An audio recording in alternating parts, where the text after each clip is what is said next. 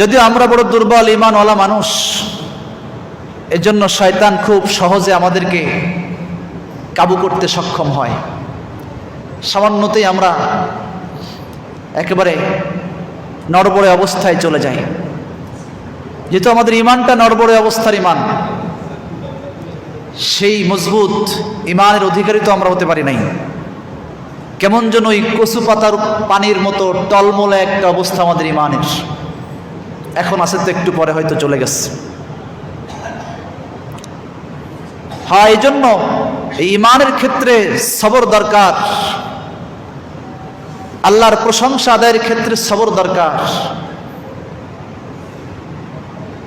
যে আমার এটার অভাব, সেটার অভাব, অনেক কিছুর অভাব আমি অনুভব করব, সেই সুবাদে আল্লাহর প্রতি যদি একটু বিরাজ হয়ে যায় যে আল্লাহ কেন আমাকে এটা দেয় নাই, অমুককে তো এত এত দিয়েছে, আমি বুঝি কিছুই পেলাম না, এই যে আল্লাহর সাথে নাশকর হয়ে গেল, সবর হারিয়ে ফেললাম, তখন ঈমানের উপরে টিকে থাকা বড় মুশকিল হয়ে যাবে।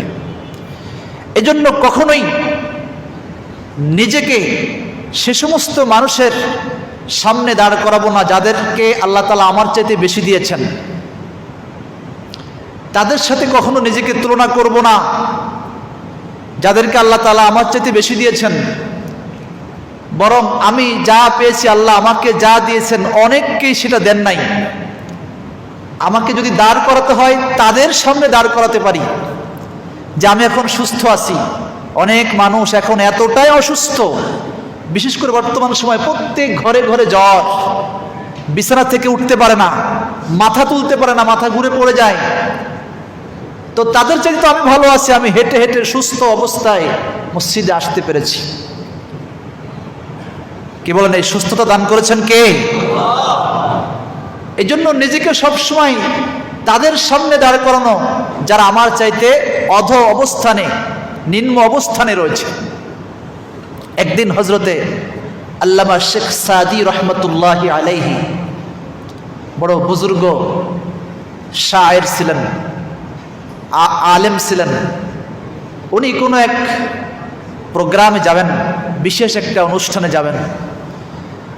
তো বিশেষ কোনো অনুষ্ঠানের বিশেষ মেহমান হলে সাধারণত পোশাক আশাক তার সব কিছু একটু বিশেষ ধরনের হয়ে থাকে, এটাই স্বাভাবিক। তা ওই দিন ওনার পায়ে যে জুতা ছিল, উনি মনে মনে ভাবছেন যে এত বড় একটা অনুষ্ঠানে যাচ্ছি, আমার জুতাটা আরেকটু ভালো হলে সুন্দর হতো। মনে মনে কল্পনা করছেন, মুখ ফুটে কাউকে কিছু বলছেন না, যে আমার পায়ে যে জুতা, এটা যদি আরেকটু ভালো হতো তাহলে আজকের এই যে অনুষ্ঠান, যে প্রোগ্রামে আমি যাচ্ছি, সেটা মনে হয় আমার জন্য ভালো হতো। এটা মনে মনে এই চিন্তা করছেন। এই চিন্তা করে তিনি ঘর থেকে বের হয়েছেন। ঘর থেকে বের হয়ে প্রতিমধ্যে ওনার বাসার সামনে কিছু দূর গিয়ে দেখেন একজন মানুষ এমন অবস্থায়, জুতা পায়ে তো দূরের কথা, তার দুটো পাই নাই, অসহায় অবস্থায় পড়ে আছে। উনি জ্ঞানী মানুষ, বিচক্ষণ মানুষ, সাথে সাথে আল্লাহর কাছে ক্ষমা চেয়েছেন। আল্লাহ, একটু আগে আমি মনে মনে কি বলছিলাম, কি ভাবছিলাম, আমার এই ভাবাটা নিশ্চিত ভুল ছিল। আল্লাহ, আমি তোমার কাছে আর কিছু চাই না, আমার তো দুটো পা আছে, আলহামদুলিল্লাহ। অনেকের তো এই পা নাই, এই লোকটারও পা নাই।